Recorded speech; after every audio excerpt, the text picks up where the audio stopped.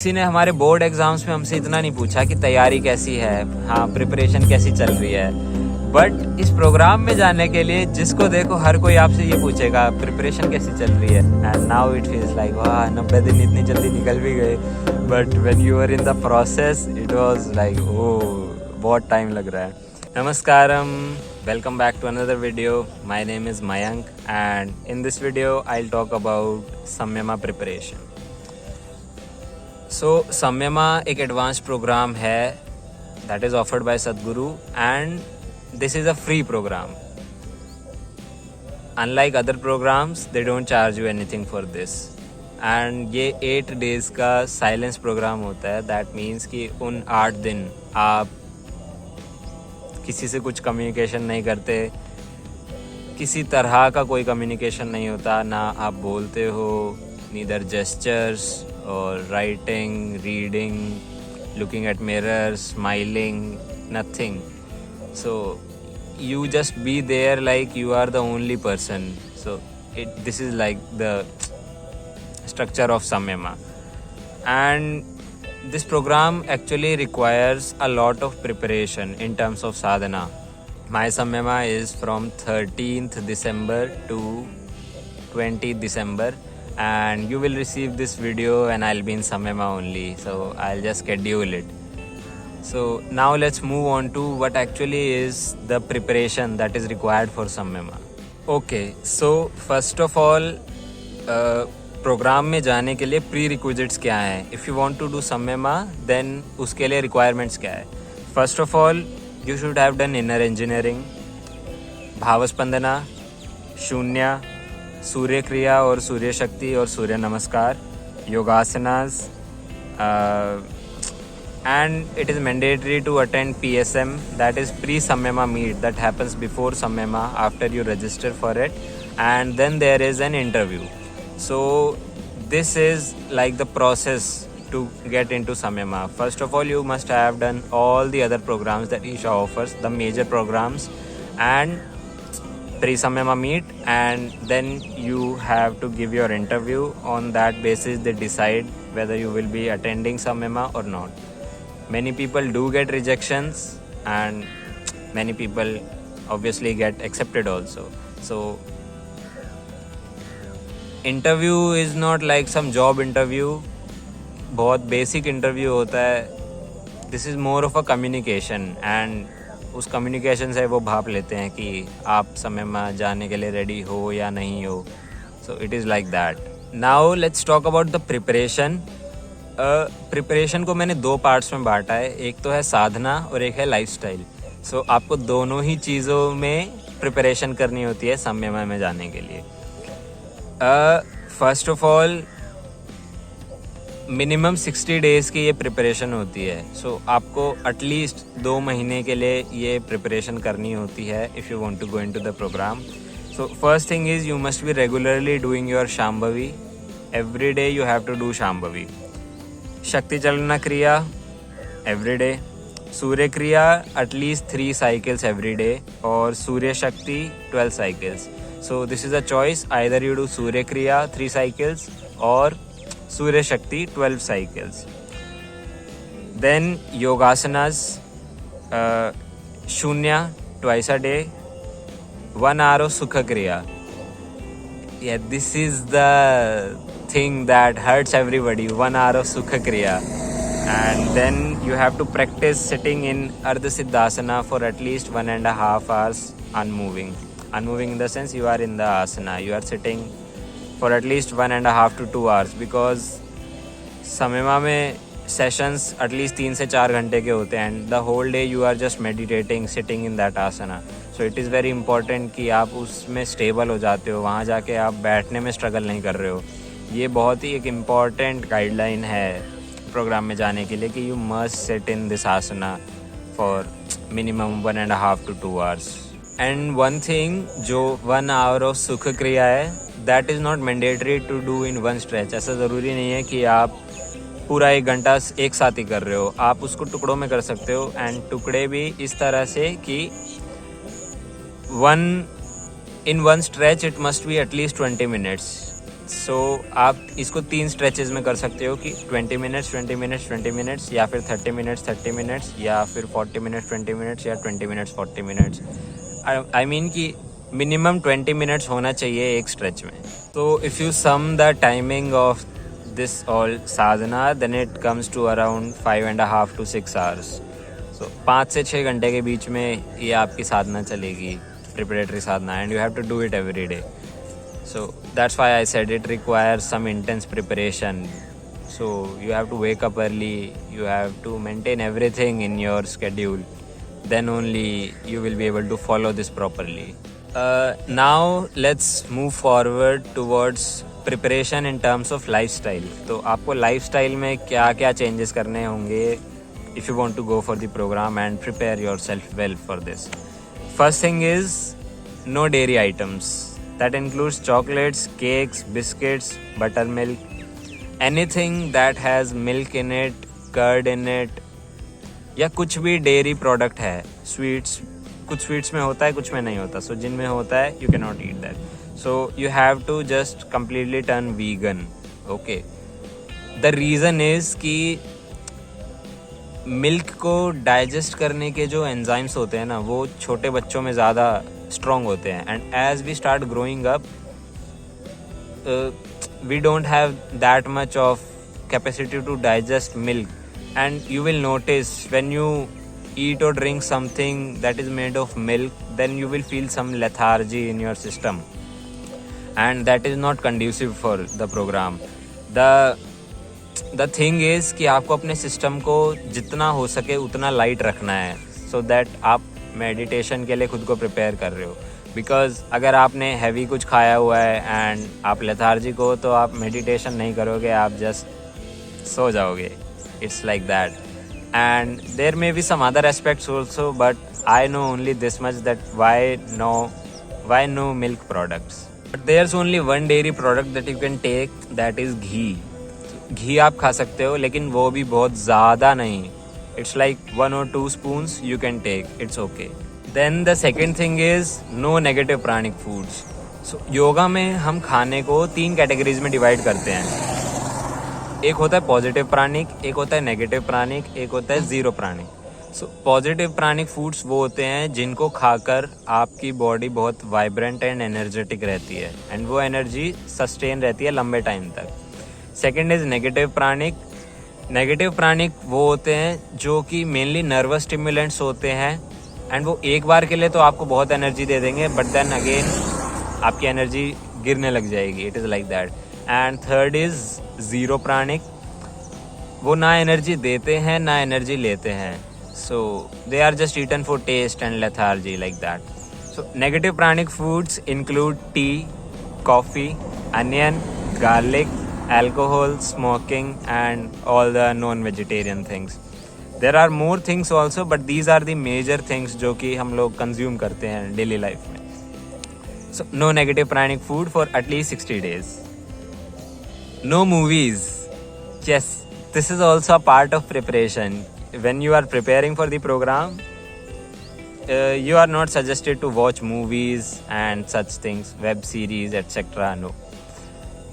And I think इसका reason ये है बिकॉज सदगुरु सेड कि इट इज़ वेरी इंपॉर्टेंट कि आपके अंदर क्या जा रहा है इस प्रिपरेशन के टाइम पे।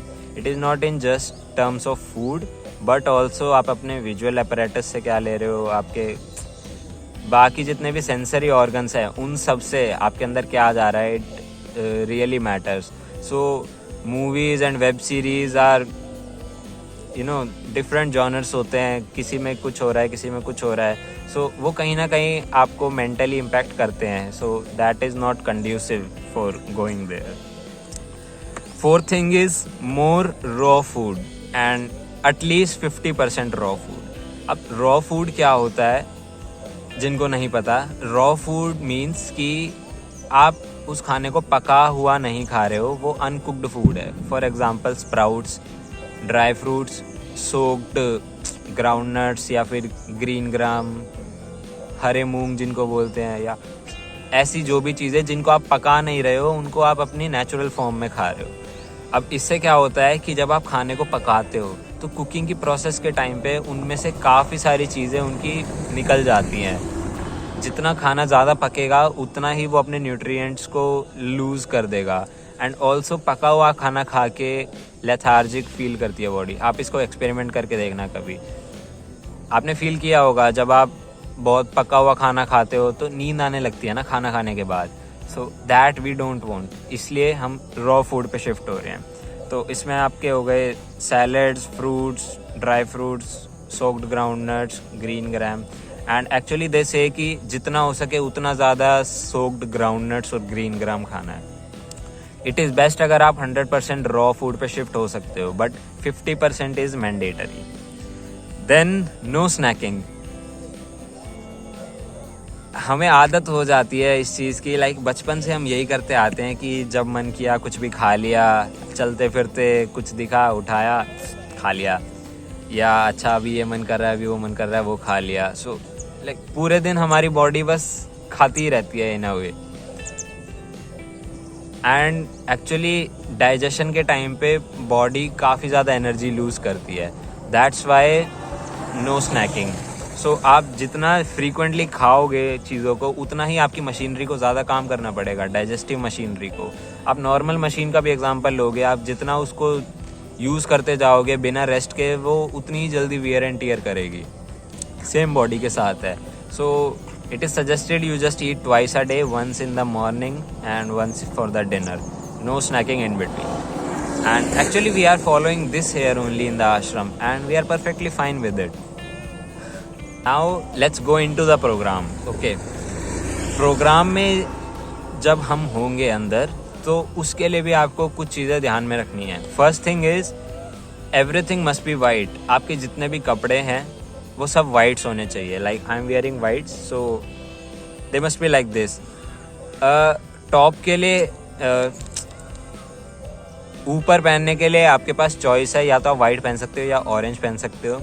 लेकिन ऑरेंज इट इज़ मैंडेटरी कि आपको ईशा शॉपी से ही ख़रीदना पड़ेगा, बिकॉज़ वो ऑरेंज की एक पर्टिकुलर शेड होती है जो कि प्रोग्राम में अलाउड है। उसके अलावा कोई भी ऑरेंज की shade is not allowed. So it is mandatory, अगर आप ऑरेंज पहन रहे हो तो वो आप ईशा लाइफ से ही परचेज़ करते हो। एंड वाइट्स आप अपने खुद के रख सकते हो। White bedding.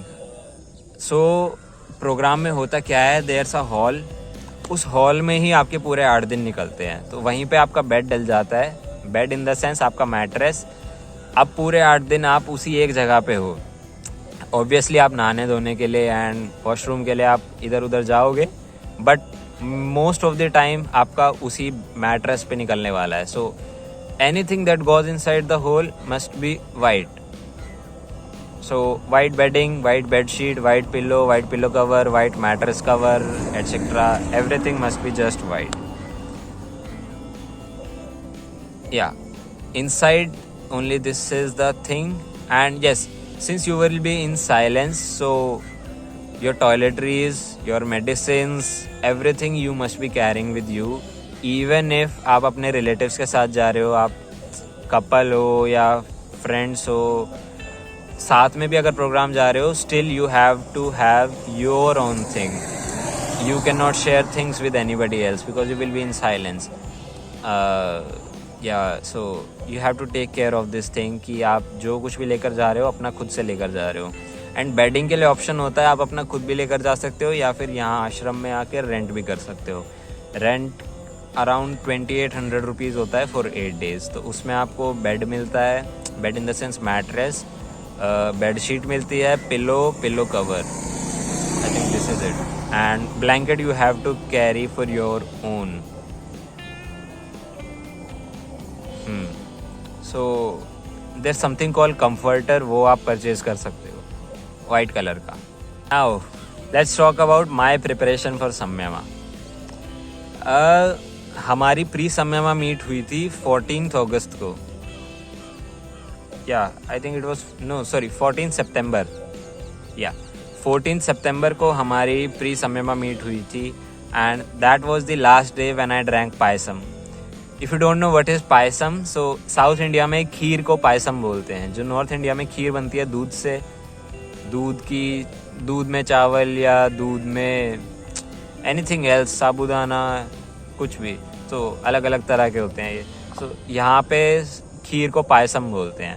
एंड एक्चुअली आश्रम में सब लोग पायसम के बड़े दीवाने होते हैं, वो इतना टेस्टी बनता है यहाँ पे। And that was the last day when I drank it. So मेरी प्रिपरेशन स्टार्ट हो गई थी 14 सितंबर से ही, एंड फ्रॉम 14 सितंबर टिल 13 दिसंबर सो मेरी प्रिपरेशन हो गई जी अराउंड 90 डेज़ की। Okay, so even though guideline is you have to do for at least 60 days, but I thought ki why not 90 days when I'm here, I have enough time to do sadhana, so why not take this.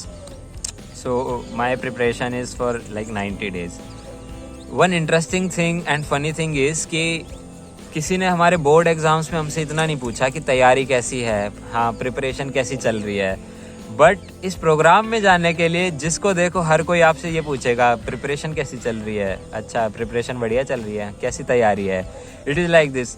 Now I am getting nostalgia of my board exams की board exams जाने से पहले जो एक चीज़ होती थी ना मन में कि अच्छा पेपर आ रहे हैं। सो वो चीज़ है कि एक्चुअली कल रात को ही मैं एक अन्ना से बात कर रहा था, तो हम लोग यही डिस्कस कर रहे थे। तो अब ऐसा हो रहा है कि जल्दी से स्टार्ट हो और जल्दी से ख़त्म हो। It is like this.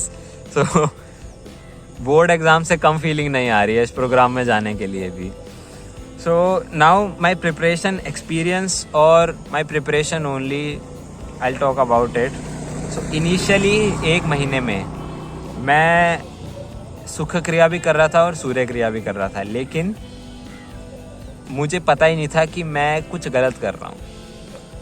I was doing सुखा क्रिया for any duration, like I mentioned कि minimum 20 मिनट्स आपको करनी होती है, मैं किसी भी ड्यूरेशन की कर रहा हूँ और उसको जोड़ के पूरे दिन की 60 मिनट्स बना रहा हूँ। लाइक कभी 5 मिनट हो गई, कभी 10 मिनट हो गई, कभी 20 मिनट हो गई, कभी आधा घंटा हो गई। It is like this. And उनको जोड़ के मैं लास्ट में काउंट कर रहा हूँ डे में, अच्छा मेरी 60 मिनट्स हो गई। It is not like this, you have to do for at least 20 minutes at a stretch. This is very important thing. So in a way कह सकते हैं मेरा 1 महीना मे बी वेस्ट हो गया, not completely waste, I mean something must have been done inside, I don't know. And another thing is for Surya Kriya also I was doing just 1 cycle. For that also you have to do 3 cycles. Okay. When I got to know this, since then till now I am doing it every day regularly. 3 Surya Kriya and 1 hour Sukha Kriya. I missed 1 day Surya Kriya just recently. There was some issue actually, तो उस चक्कर में हो गया था। And I am eating 50% raw food. So मेरा brunch जो होता है, यहाँ पे ब्रेकफास्ट नहीं होता, ब्रंच होता है, जो कि ब्रेकफास्ट और लंच के बीच का टाइम होता है। सो मेरा पूरा ब्रंच रॉ फूड होता है, उसमें banana, ground nuts and dry fruits, just that's it. या कभी कभी मन करता है तो I take something cooked. And yes, evening I'm eating completely cooked food because in ashram mostly it is cooked food only in the evening. Sometimes there are fruits, but yeah, mostly it is cooked only. And yes, sadhana is very demanding actually. इसके preparation करने में like जब मैंने start किया था तब ऐसा लगता था कि हाय 90 दिन कैसे निकलेंगे भाई। इट वॉज लाइक दिस, इतनी साधना करनी होती है।